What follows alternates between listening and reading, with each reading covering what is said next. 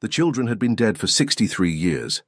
That was the official record, the carved-in-stone truth that the Varesi people had mourned, memorialized, and eventually learned to stop speaking about. But when the human ship dropped out of FTL above their desolate colony world of Thessar 9, the first thing it did was broadcast a single image, a cluster of 14 faint biosignatures deep beneath the planet's surface, all of them reading as Varesi, all of them juvenile, and all of them very much alive. Kaelin Mir stood at the center of the Varesi High Council's emergency session, her mandibles locked so tight that a faint grinding sound emanated from her jaw. She had been a junior sensor officer on the night the children vanished, 63 years ago. She had watched the readings flatline. She had signed the declaration of death herself, her first major duty as a newly promoted lieutenant. Now she was the council's oldest member, and her bones ached with a cold that had nothing to do with age. "The transmission is a fabrication," said Councillor Venn, his crest feathers flattening against his skull in the universal gesture of dismissal. "Humans are known for their deceptions. Their so-called empathy is a weapon." Kaelin did not look at him. She stared at the frozen image on the main display, 14 points of light against a dark substrate, pulsing at a frequency she had memorized decades ago and never expected to see again. Varesi juvenile biosignatures did not look like adult signatures. They were erratic, unstable, almost feverish in their energy output. Every Varesi parent learned to recognize that pattern in their sleep. She had never forgotten it. "The humans have no reason to lie about this," she said, and her voice was not steady. She did not care. "They have no historical contact with us, no trade disputes, no territorial claims. They arrived 3 hours ago, and their first act was to send us this. Why would they fabricate something so specific?" "Because they want something," Venn hissed. "That is what humans do. They want, and they take, and they call it friendship." The chamber erupted into argument, the familiar fractious noise of a species that had spent 3 centuries recovering from a near-extinction event and had learned to trust nothing that came from the stars. Kaelin let them argue. She was already running the calculations in her head, the same calculations she had run 1,000 times across 63 years of sleepless nights. Thessar 9 had been a school colony, a safe place, or so they had believed. 72 children, all between the ages of 3 and 12, housed in a domed facility designed to teach survival skills on a marginally habitable world. The disaster had come without warning, a planetary core fracture that vented superheated plasma through the crust directly beneath the facility. The dome had collapsed. The surface had become an inferno. Search teams had found nothing but melted alloy and ash, except for 14 children. 14 who had been in the deepest section of the facility, the old mining tunnels that predated the colony. The section that Kaelin had argued should have been sealed off entirely. The section where the biosignatures had flickered for exactly 47 seconds before going dark. She had spent 47 seconds screaming at her superiors to launch a rescue mission. They had spent those same 47 seconds running the numbers on surface conditions and concluding that no life could survive. Now, 63 years later, a human ship was telling her that she had been right. "I am going to Thessar 9, she said. The argument stopped. Every eye in the chamber turned to her. "Councillor Mir," said the prime speaker, her voice carefully neutral. "You are 112 years old. You cannot make a surface landing on a planet with active geothermal instability." "I am going to Thessar 9, Kaelin repeated, "because if those children are alive, if they have been alive this entire time, then I am the one who declared them dead. I am the one who stopped the search, and I will not ask anyone else to face what I left behind." She turned and walked out of the chamber before anyone could respond. Behind her, Venn was already calling for a vote to block her departure. She did not wait for the result. She had her own ship, her own savings, and 63 years of guilt that had long since calcified into something harder than duty. The human ship was called Hope's Last Gasp, which struck Kaelin as either profoundly optimistic or deeply morbid, and she could not decide which was worse. It orbited Thessar 9 at a careful distance, matching the planet's unstable rotation without ever committing to a landing pattern. When her small council courier vessel hailed them, the response came in less than 3 seconds. "Varesi vessel, this is Captain Elias Croft of the Hope's Last Gasp. We were wondering when you'd show up." His voice was calm, too calm.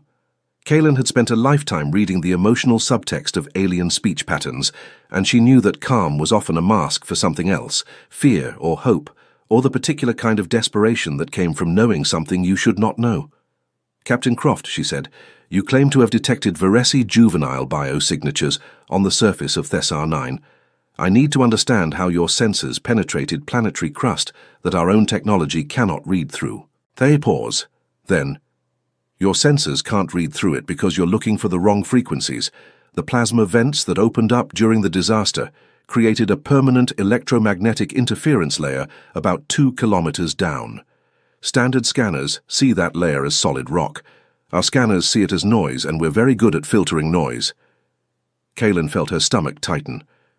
"What frequencies?" Another pause, longer this time. When Croft spoke again, his voice had shifted. Still calm, but with an edge that suggested he was choosing every word with extreme care. "Counselor Mir, I'm going to tell you something that you're not going to believe, but I need you to listen to all of it before you decide whether to shoot me or thank me. Can you do that?" She considered the question. It was not a rhetorical question. Humans, she had learned in her briefings, asked real questions even when they expected the answer to be yes. "I can listen," she said. "Good. Here's the thing about the Varesi children. They didn't just survive the plasma vent, they adapted to it. Their biosignatures changed. Not because they were dying, but because they were evolving. The frequencies you were looking for 63 years ago? Those flatlined because the children stopped being the kind of life you were searching for. They became something else." Kaelin's hands were shaking. She pressed them flat against her console to steady them. "That is biologically impossible," she said. "Varesi juveniles do not possess adaptive capacity beyond minor environmental tolerance. A plasma vent would have killed them within seconds." "It would have killed adult Varesi," Croft agreed. "But children are different. Your species has a juvenile phase that lasts nearly 2 decades, and during that phase, your cellular structure is unusually plastic. You knew this. You just didn't know how plastic." She did know this. Every Varesi scientist knew this. The juvenile period was when neural pathways formed, when bones grew, when organs reached their final configuration. But plasticity had limits. Evolution had limits. What Croft was describing was not adaptation, it was transformation. "You are suggesting," she said slowly, "that 14 Varesi children were changed by exposure to superheated plasma into something that could survive subsurface conditions for 63 years. "I'm not suggesting it," Croft said. "I'm telling you, and I'm telling you because we have a problem. The children are still alive, but they're not stable. Their biosignatures have been fluctuating for the past 6 months. Something is happening down there, and we don't know what. We came here because we thought you deserved to know before it was too late." Kaelin closed her eyes. Behind her eyelids she saw the faces of 14 children she had never met, children whose names she had read on a casualty list and then forced herself to forget. She had failed them twice, first by not pushing harder for the rescue, and then by letting herself believe they were gone. She would not fail them a third time. "How do we get down there?" she asked. The landing was the worst experience of Kaelin's long life. The Hope's last gasp did not so much land as crash with style, using a series of retro thrusters that the human pilot, a woman with no visible safety equipment and a smile that suggested she enjoyed near-death experiences, called a controlled descent with character. Thessar 9's surface had not become more hospitable in the intervening decades. The plasma vents had multiplied, creating a landscape of glowing fissures and ash-choked skies. The old dome was gone, replaced by a crater that still radiated enough heat to melt the boots of Kaelin's environmental suit. But the mining tunnels were still there. The humans had found an access point 2 kilometers from the crater, a vertical shaft that had once been an emergency exit and was now a dark throat leading down into the planet's burning heart. Captain Croft met her at the shaft's edge. He was shorter than she had expected, with the kind of face that looked like it had been put together from spare parts. A nose that had been broken at least twice, eyes that had seen too much, and a mouth that smiled easily but never quite reached those eyes. "Counselor Mir," he said, "before we go down there I need you to understand something. The children, they're not children anymore. They've been down there for 63 years, they've grown, they've changed, and they may not remember that they were ever Varesi." "They are Varesi," Kaelin said. "Nothing can change that." Croft's smile faded. "You're wrong," he said quietly. but I hope you're right. The descent took 47 minutes. 47 minutes of darkness and heat and the constant whine of the lift cable under stress. 47 minutes for Kaylin to think about the number. 47 seconds of biosignatures. 47 minutes of descent. 47 years of her life that she had spent trying not to think about Thessar 9. The universe had a cruel sense of symmetry. At the bottom, the heat was unbearable. Her suit's cooling system was running at maximum capacity, and she could still feel sweat pooling at the base of her spine. The tunnel opened into a cavern that had not been part of the original mining operation, a natural formation, its walls lined with a crystalline structure that glowed with its own internal light. The glow was not geological, it was biological. Kaylin recognized the frequency even before her suit's sensors confirmed it. Varesi biosignatures, hundreds of them. There were only 14, she whispered. Were, Croft said. 63 years is a long time. Long enough for 14 to become 140, long enough for 140 to become something else entirely. The cavern was alive. That was the only way Kaylin could describe it.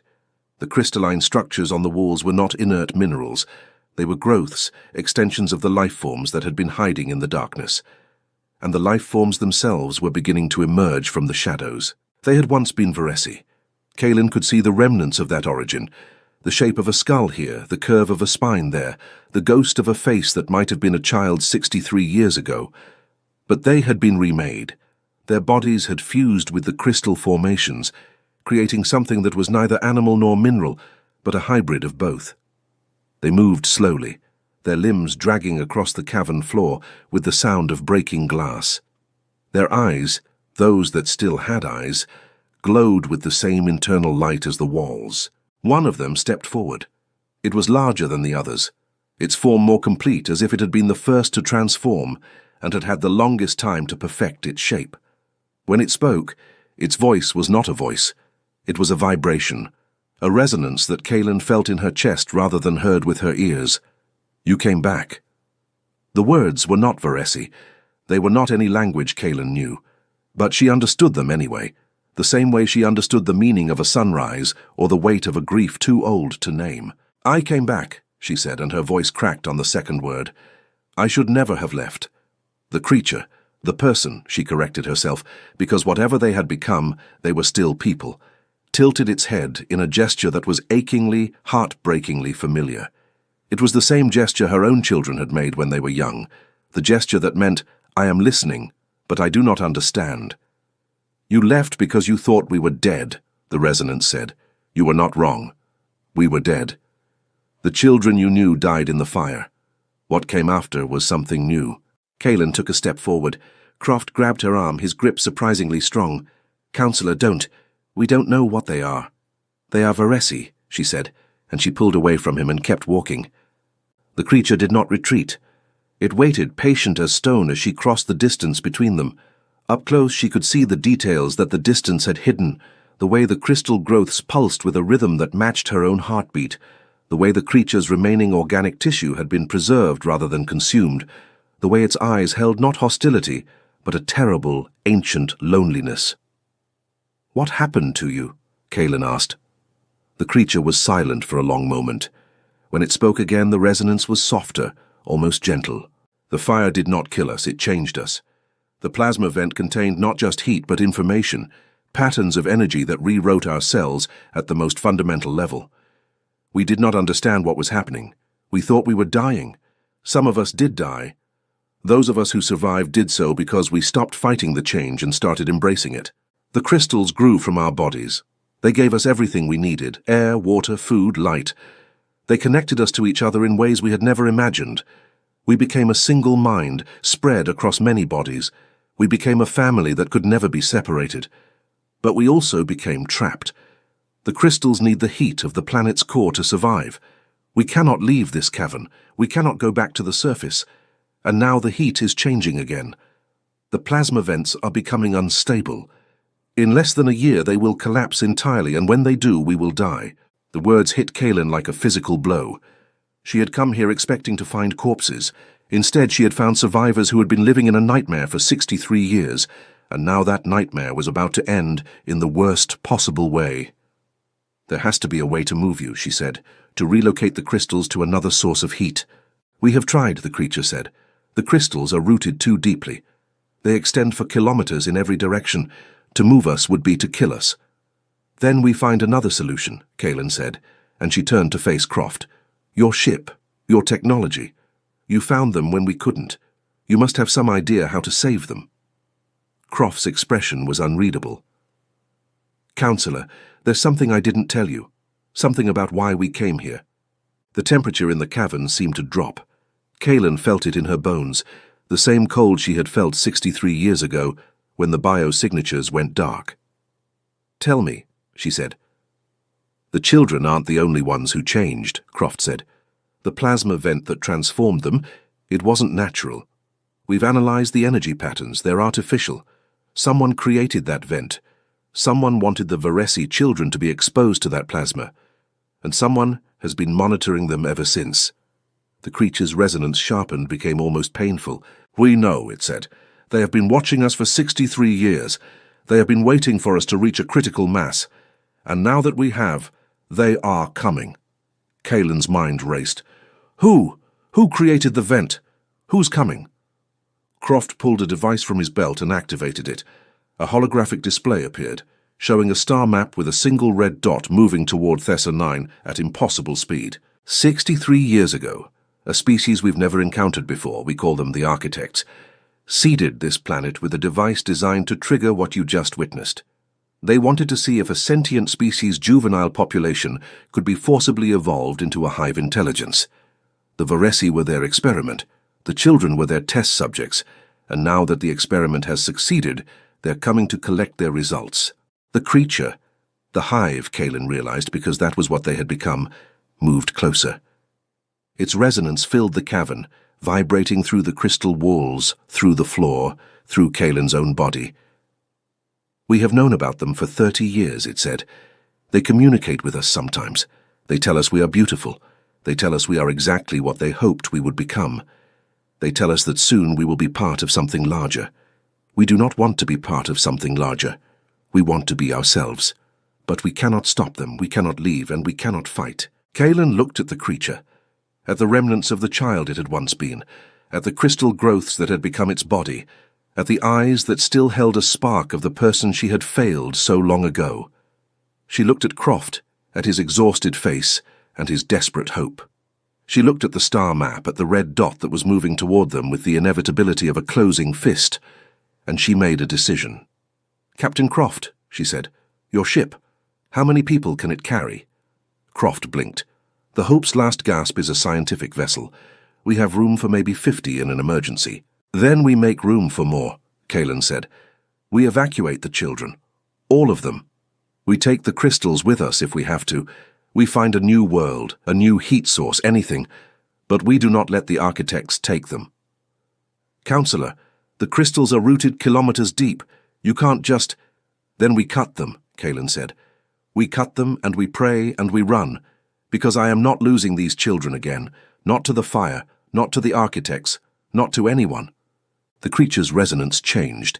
It became something Kaelin had not heard in 63 years, the sound of a child's laughter, transformed into vibration, but still recognizable, still achingly young.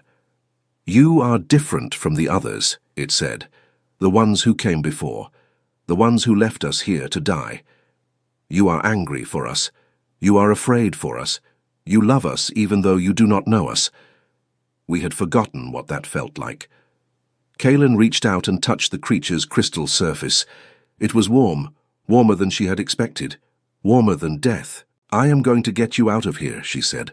I don't know how, I don't know if it's possible, but I am going to try, and if I fail, I will fail trying. That is a promise. The creature leaned into her touch.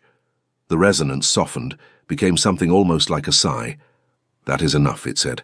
That has always been enough. The evacuation took 41 hours. 41 hours of cutting and lifting and praying.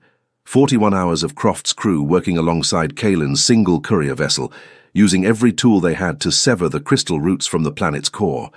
41 hours of the hive children crying out in pain every time a root was cut, their resonance filling the cavern with a sound that Kaelin would carry to her grave. But they succeeded. Not all of the crystals could be saved. Half remained behind, too deeply rooted to extract, but enough. Enough to sustain the hive, enough to give them a chance. The Hope's last gasp lifted off from Thessar 9 with 142 Varesi hive children packed into every available space, their crystal forms wrapped in thermal blankets and strapped to the walls like cargo. Kaelin stood on the bridge, watching the planet shrink beneath them, and she did not look away even when the first architect ship dropped out of FTL above the atmosphere. It was enormous. That was Kaelin's first thought. It was so enormous that it blotted out the stars, a dark disk that seemed to swallow the light around it. Its hull was covered in the same crystalline growths that covered the children, but where the children's crystals were warm and alive, these were cold and dead. The remnants of earlier experiments, Kaelin realized, other species that the architects had transformed and then discarded. "They're hailing us," Croft said, his voice tight. "Don't answer," Kaelin said. "Counselor, they have weapons that could turn this ship into dust." "Then we die," Kaelin said, "but we die running. We do not die talking." The architect ship did not fire. Instead, it sent a transmission, not on any frequency, but directly into Kaelin's mind, the same way the hive children had spoken to her in the cavern. "You are interfering with our property," the transmission said. Its voice was cold, clinical, utterly without emotion. "Return the specimens immediately, and we will allow you to leave peacefully." Kaelin gritted her teeth. "They are not specimens, they are children, they are people, and you do not own them. We created them. We have nurtured them for 63 years. We have watched them grow and change and become exactly what we needed them to become. They are ours." "They are not yours," Kaelin said. "They were never yours. You took children who were loved and wanted, and you burned them alive. You twisted them into something you could use, and now you are going to learn something that every parent in the universe knows. Children belong to no one but themselves." The architect ship was silent for a long moment. When it spoke again, its voice was different, curious, almost puzzled. "You are willing to die for them?" "Yes," Kaelin said. "Why?" "They are not your children. You do not know them. They have been changed beyond recognition. There is nothing left of the children you failed." Kaelin looked at the crystal forms pressed against the walls of the bridge. She looked at the glow that pulsed through them, the same glow that had pulsed in the cavern, the same glow that had pulsed in the biosignatures 63 years ago. She looked at the resonance that was still humming through the ship, a soft vibration that felt like hope. "There is everything left of them," she said. "They survived, they adapted, they built a family out of fire and stone, and they are still here, 63 years later, still fighting, still hoping. That is not nothing. That is everything." The architect ship turned. Its massive hull rotated slowly, as if it were considering something, and then, without another word, it began to move away. Not toward Thessar 9, not toward the Hope's last gasp, away, back into the darkness from which it had come. Croft stared at the sensors in disbelief. "They're leaving. Why are they leaving?" Kaelin did not answer. She was looking at the hive children, at their glowing crystals, at the resonance that was now spreading through the ship like a song. "We told them to leave," the hive's voice said, and this time it was not just one voice. It was all of them speaking together, a chorus of beings who had been silent for 63 years and had finally found something worth saying. "We told them that we are not their property. We told them that we choose our own path, and we told them that if they tried to take us, we would burn brighter than any fire they could create. They believed us." Kaelin felt tears running down her face. She had not cried in 50 years. She had forgotten what it felt like. "Where will you go?" she asked. The resonance softened, became something almost tender. "With you," the hive said. "If you will have us. We have been alone for so long. We have been waiting for someone to come back. You came back. We do not want to be alone anymore." Kaelin nodded. She could not speak. She did not need to. The Hope's last gasp set a course for the nearest Varesi colony, a journey of 6 days through the empty spaces between stars. For 6 days, Kaelin sat with the hive children, learning their names, the names they had chosen for themselves, because the names they had been given 63 years ago no longer fit. For 6 days she listened to their stories, their fears, their hopes, their dreams of a surface they had never expected to see again. For 6 days, she watched them grow stronger, their crystals healing from the trauma of the evacuation, their resonance becoming brighter and more complex. On the 6th day, the Hope's last gasp received a transmission from the Varesi High Council. Councillor Ven's face appeared on the display, his crest feathers bristling with outrage. Councillor Mir, you have violated 17 separate protocols. You have exposed our species to an unknown alien force. You have brought a potentially dangerous biological entity into our space. You are hereby ordered to... Kalen cut the transmission. What are you doing? Croft asked. I am making a choice, Kalen said. The same choice I should have made 63 years ago. I am choosing the children over the rules. The hive's resonance filled the bridge, warm and bright and alive. We choose you too, it said. And somewhere in the darkness behind them, the architect's ship watched. It did not follow. It did not attack. It simply watched and waited, and wondered what other surprises the universe might have in store. Because the children were alive. They had always been alive, and now the whole galaxy knew it.